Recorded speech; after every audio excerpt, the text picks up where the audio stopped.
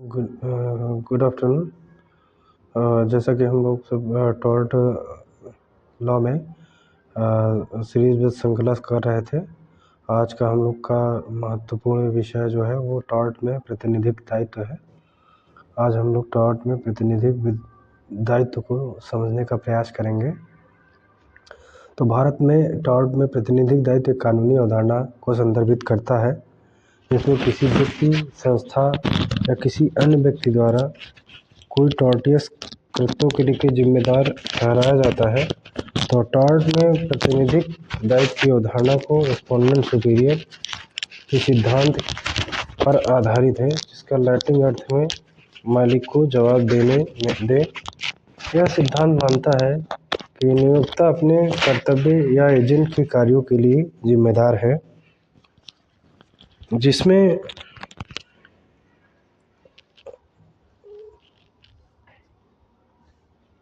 जो अपने रोजगार या एजेंसी के दायरे में काम कर रहे हैं। यह सिद्धांत महत्वपूर्ण है क्योंकि यह नियोक्ता को अपने कर्मचारियों के कार्यों के लिए जवाबदेह ठहराने का एक साधन प्रदान करता है, जो दूसरों को नुकसान पहुंचा सकते हैं। उनको संरक्षण प्रदान करने में महत्वपूर्ण भूमिका निभाता है। टॉर्ट में प्रतिनिधिक दायित्व का अर्थ क्या है? भारतीय कानून के तहत टॉर्ट में प्रतिनिधिक दायित्व एक ऐसी स्थिति को संदर्भित करता है जिसमें नियोक्ता को अपने कर्मचारी द्वारा किए गए टॉर्टियस कृत्यों के लिए जिम्मेदार ठहराया जाता है। शब्द टॉर्ट किसी भी नागरिक को गलत को संदर्भित करता है जो किसी अन्य व्यक्ति को नुकसान या चोट पहुंचाता है। शब्द प्रतिनिधिक दायित्व उस कानूनी जिम्मेदारी को संदर्भित करता है जो नियोक्ता के पास अपने कर्मचारी के कार्यों के लिए होती है। उदाहरण के लिए, यदि किसी कंपनी का कोई कर्मचारी अपने कर्तव्यों का पालन करते समय किसी को चोट पहुंचाता है तो कंपनी को कर्मचारी के कार्यों के लिए उत्तरदायी ठहराया जा सकता है, भले ही कंपनी ने सीधे तौर पर नुकसान न पहुंचाया हो। इसका कारण यह है कि कर्मचारी अपने रोजगार के दायरे में काम कर रहा था।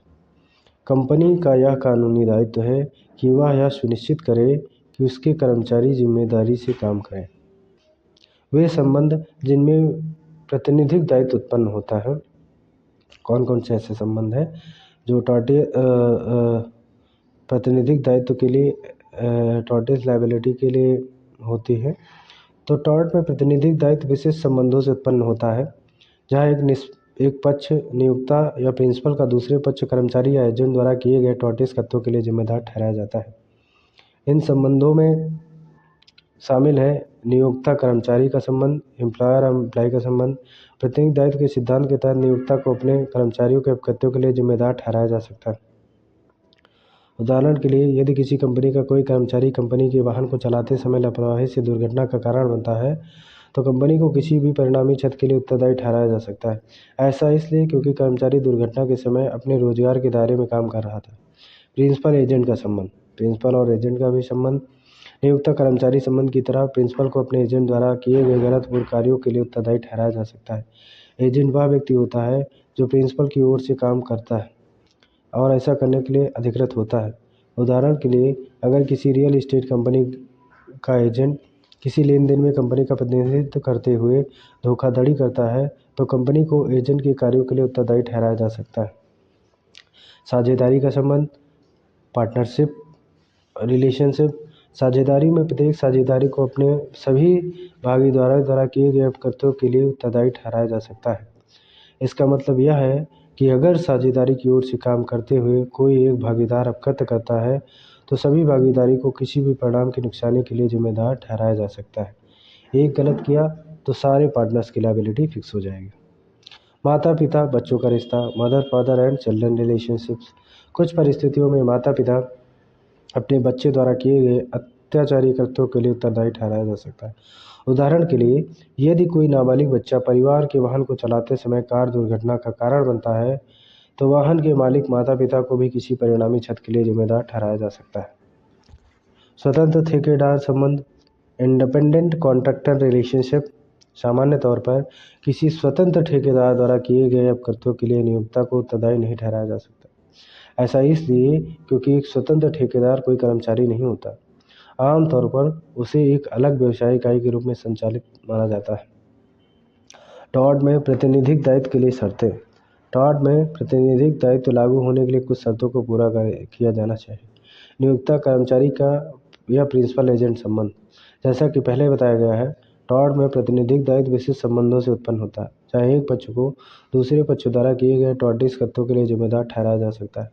इसमें नियोक्ता कर्मचारी, स्वामी सेवक, प्रिंसिपल एजेंट संबंध शामिल है।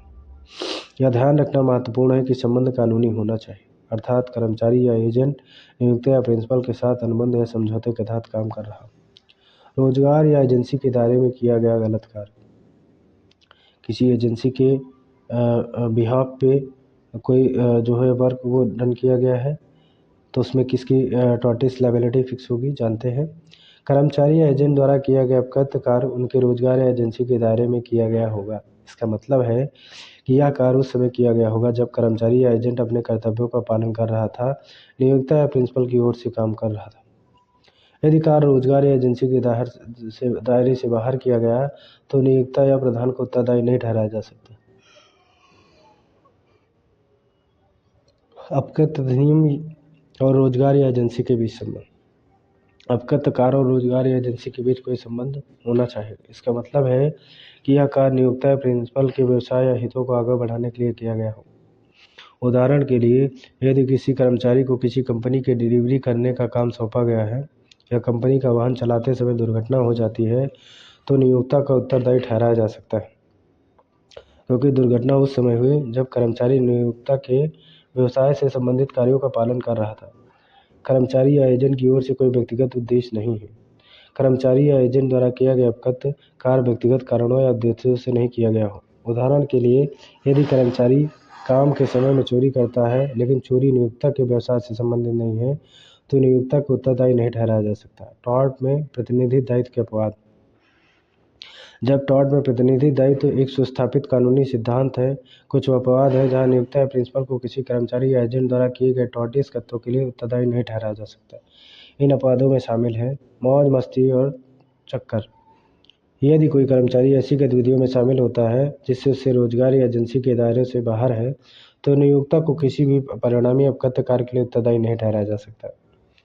इसमें मस्ती और चक्कर अपवाद के रूप में जाना जाता है। उदाहरण के लिए, यदि किसी कर्मचारी को किसी कंपनी के लिए डिलीवरी करने का काम सौंपा गया है और वह अपने कर्तव्यों के दौरान काम निपटाने के लिए व्यक्तिगत चक्कर लगाता है, तो चक्कर के दौरान किए गए किसी भी अपकृत्य कार्य के लिए नियोक्ता जिम्मेदार नहीं हो सकता। जानबूझकर किए गए अपराध। आमतौर पर नियोक्ता या प्रिंसिपल अपने कर्मचारियों या एजेंटों द्वारा जानबूझकर किए गए अपराधों के लिए उत्तरदायी नहीं होते। इसमें हमला, मारपीट, मानहानि जैसे कृत्य शामिल हैं। हालांकि अगर नियोक्ता या प्रिंसिपल को कर्मचारी के इस तरह से व्यवहार की प्रवृत्ति के बारे में पता था, तो उन्हें पता होना चाहिए, तो भी उन्हें उत्तरदायी ठहराया जा सकता है। स्वतंत्र ठेकेदार। जैसे पहले बताया गया है कि किसी ऐसे स्वतंत्र ठेकेदार द्वारा किए गए अपकृत्यों के लिए नियोक्ता या प्रिंसिपल को आमतौर पर उत्तरदायी नहीं ठहराया जा सकता। हालांकि इस नियम के अपवाद है कि ठेकेदार स्वाभाविक रूप से खतरनाक गतिविधियों में लगा हो या जब नियोक्ता या प्रिंसिपल ने ठेकेदार के काम पर नियंत्रण बनाए रखा हो। रोजगार या एजेंसी के पाठ्यक्रम से बाहर कार्य करना।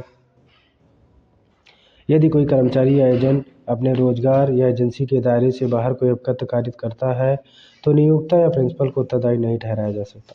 उदाहरण के लिए, यदि कोई कर्मचारी लंच के ब्रेक के दौरान, तो नियोक्ता या प्रिंसिपल को उत्तरदायी नहीं ठहराया जा सकता।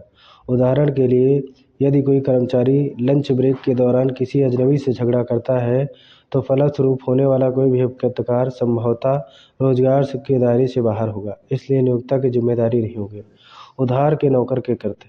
जब कोई कर्मचारी किसी दूसरे नियोक्ता से उधार लिया जाता है, तो उसे उधार दिया जाता है, तो उधार लेने वाले उसके नियंत्रण में रहते हुए कर्मचारी द्वारा दिए गए किसी भी गलत कार्य के लिए उत्तरदायी ठहराया जा सकता है। उधार लिया गया नौकर नियम के रूप में जाना जाता है। हालांकि अगर कर्मचारी अपने मूल नियोक्ता के नियंत्रण में है, तो नियोक्ता को अभी भी किसी गलत काम के लिए उत्तरदायी ठहराया जाएगा। स्वामी सेवक संबंध निर्धारित करने के लिए परीक्षण। यह निर्धारित करना कि क्या स्वामी सेवक संबंध मौजूद है, यह निर्धारित करने में महत्वपूर्ण है कि क्या अपकृत्य में प्रतिनिधिक दायित्व लागू होता है। न्यायालय ने यह निर्धारित करने के लिए कई परीक्षण विकसित किए कि क्या स्वामी सेवक संबंध मौजूद है, जिनमें शामिल है। तो पहला है काम पर रखने और निकालने का परीक्षण। हायर एंड फायर टेस्ट एक सामान्य कानूनी परीक्षण है जिसका उपयोग यह निर्धारित करने के लिए किया जाता है कि क्या मालिक नौकर का रिश्ता मौजूद है। इस परीक्षण के तहत यदि किसी नियोक्ता के पास किसी कर्मचारी को काम पर रखने निकालने का अधिकार है तो नियोक्ता को मालिक माना जाता है और कर्मचारी को नौकर माना जाता है। इस परीक्षण के पीछे तर्क यह है कि किसी कर्मचारी को काम पर रखने निकालने का अधिकार कर्मचारी के काम पर नियंत्रण के एक स्तर को दर्शाता है। यह परीक्षण अपेक्षाकृत सरल है लेकिन यह सभी मामलों में निर्णायक नहीं हो सकता। उदाहरण के लिए नियोक्ता किसी विशेष परियोजना के लिए किसी स्वतंत्र ठेकेदार को काम पर रख सकता है लेकिन परियोजना पूरी होने तक उसे नौकरी से निकालने का अधिकार नहीं रखता। ऐसे मामलों में काम पर रखने और नौकरी से निकालने के परीक्षण स्वामी सेवक संबंध स्थापित नहीं करेगा। दिशा और नियंत्रण परीक्षण निर्देश और नियंत्रण परीक्षण एक सामान्य कानूनी परीक्षण है जिसका उपयोग यह निर्धारित करने के लिए किया जाता है कि क्या स्वामी सेवक संबंध मौजूद है। इस परीक्षण के तहत स्वामी सेवक संबंध तब मौजूद होता है जब नियोक्ता को कर्मचारी के काम निर्देशित और नियंत्रित करने का अधिकार है। इसमें निर्देश देने की क्षमता, काम की निगरानी करने की शक्ति, काम करने में इस्तेमाल की जाने वाली विधियों और प्रक्रियाओं को निर्धारित करने का अधिकार शामिल है। दिशा नियंत्रण और परीक्षण का उपयोग अक्सर उन मामलों में किया जाता है ऐसे मामलों में नियोक्ता के पास ठेकेदार को काम पर रखने और निकालने का अधिकार नहीं हो सकता लेकिन फिर भी उनके पास अपने काम को निर्देशित करने और नियंत्रित करने की क्षमता हो सकती है। उदाहरण के लिए नियोक्ता घर की पेंटिंग के लिए किसी स्वतंत्र ठेकेदार को काम पर रख सकता है लेकिन इस्तेमाल किए जाने वाले पेंट के रंग, योजना और काम पूरा करने की समय सीमा के बारे में विस्तृत निर्देश दे सकता है। ऐसे मामलों में नियोक्ता और मालिक माना जाएगा, स्वतंत्र ठेकेदारों को नौकर माना जाएगा। एकाधिक परीक्षण क्या है, जानने का प्रयास करेंगे। सेवा के अनुबंध और सेवा के लिए अनुबंध के बीच अंतर करने के लिए परीक्षण में यह निर्धारित करना शामिल है कि कोई व्यक्ति कर्मचारी है या स्वतंत्र ठेकेदार है। रेडी मिक्स्ड कंक्रीट बनाम minister of pension and national insurance 1968 न्यायालय ने 3 शर्तों निर्धारित की जिन्हें सेवा के अनुबंध के अस्तित्व में आने के लिए पूरा किया जाना चाहिए। श्रमिक वेतन या अन्य मुआवजे के बदले में नियोक्ता को अपना कौशल और कार्य प्रदान करने के लिए सहमत होता है। कर्मचारी अपने कार्य के निष्पादन में नियोक्ता द्वारा एक निश्चित सीमा तक नियंत्रण के अधीन रहने के लिए सहमत होता है, जो स्वामी सेवक संबंध को दर्शाता है। अनुबंध के अन्य प्रावधान सेवा अनुबंध की धारणा के अनुरूप होना चाहिए। इस परीक्षण की पुष्टि इंडियन बैंक प्रबंधन बनाम पीठासीन अधिकारी मामले में की गई। स्वामी सेवक संबंध निर्धारित करते समय अन्य महत्वपूर्ण कारकों पर भी विचार किया जा सकता है जिसमें शामिल है कार्य प्रयुक्त और औजारों का स्वामित्व किसका है, कर्मचारी दैनिक या मासिक आधार पर पुनर्भुगतान किया जाता है या नहीं, अन्य प्रासंगिक कारक है। रिस्पोंडेंट सुपीरियर का सिद्धांत। रिस्पोंडेंट सुपीरियर का सबसे आम तरीका है जिसमें मालिक की जिम्मेदारी उत्पन्न होती है। रिस्पोंडेंट सुपीरियर का अर्थ है मालिक को जवाब देने दें। इस सिद्धांत के तहत मालिक नौकर द्वारा किए गए अपकृत्य के लिए उत्तरदायी ठहराया जाता है अगर अपकृत्य नौकर के रोजगार के दौरान किया गया है या इसे रोजगार के दौरान परीक्षण के रूप में जाना जाता है। यदि अपराध रोजगार के दौरान नहीं किया गया तो स्वामी उत्तरदायित्व नहीं होगा। विभिन्न तरीके जिनसे मास्टर का दायित्व उत्पन्न होता है, इन सभी परिदृश्यों में मालिक को अवगत करने में प्रतिनिधि दायित्व के सिद्धांत के अंतर्गत उत्तरदायी ठहराया जा सकता है जब तक कि गलत कार्य नौकर द्वारा अपने रोजगार के दौरान किया गया हो। स्वामी के प्रति नौकर द्वारा उचित सावधानी के साथ किए गए कार्यों के परिणाम के रूप में किया गया गलत कार्य है। अब इस परिदृश्य में हम लोग देखेंगे कि मालिक को अपने नौकर के गलत कार्य के लिए उत्तरदायी ठहराया जा सकता है यदि कार्य रोजगार के दौरान हो, ड्यूरिंग पीरियड ऑफ जॉब, और सावधानी पूर्वक किया गया हो लेकिन फिर भी परिणाम स्वरूप किसी तीसरे पक्ष को हानि हुई हो। तो उदाहरण के लिए यदि डिलीवरी करने वाला ड्राइवर जो सावधानी और गति सीमा के भीतर गाड़ी चला रहा था और डिलीवरी करते समय गलती से किसी पैदल यात्री को टक्कर मार देता है तो मालिक को पैदल यात्री को हुए नुकसान के लिए उत्तरदायी ठहराया जा सकता है। ऐसा इसलिए क्योंकि ड्राइवर रोजगार के दौरान काम कर रहा था, भले ही वे सावधान थे। कर्मचारियों की लापरवाही के कारण हुई गलती। यदि नौकर ने अपने काम में लापरवाही बरती और इस लापरवाही के कारण किसी तीसरे पक्ष को नुकसान पहुंचा, तो मालिक को हुए नुकसान के लिए उत्तरदायी ठहराया जा सकता है। उदाहरण के लिए, यदि कोई निर्माण कर्मचारी मचान को सुरक्षित करने में लापरवाही बरतता है, तो मचान गिर जाता है और किसी पैदल यात्री को चोट लग जाती है, तो नियोक्ता को अपने कर्मचारी की लापरवाही के कारण हुए नुकसान के लिए उत्तरदायी ठहराया जा सकता है। किसी वैध प्राधिकार के अत्यधिक या गलत निष्पादन द्वारा गलत। इस परिदृश्य के अंतर्गत, यदि नौकर ने अपने वैध अधिकार का अतिक्रमण किया और उसने गलती से अपने वैध अधिकार का प्रयोग इस प्रकार किया जिससे किसी तीसरे पक्ष को हानि हुई, तो मालिक को उत्तरदायी ठहराया जा सकता है। उदाहरण के लिए, यदि कोई सुरक्षा गार्ड किसी चोर को पकड़ने के लिए अत्यधिक बल का प्रयोग करता है, तो परिणामस्वरूप चोर घायल हो जाता है, तो नियोक्ता को अपने कर्मचारी द्वारा अत्यधिक बल के प्रयोग के कारण हुई हानि के लिए उत्तरदायी ठहराया जा सकता है।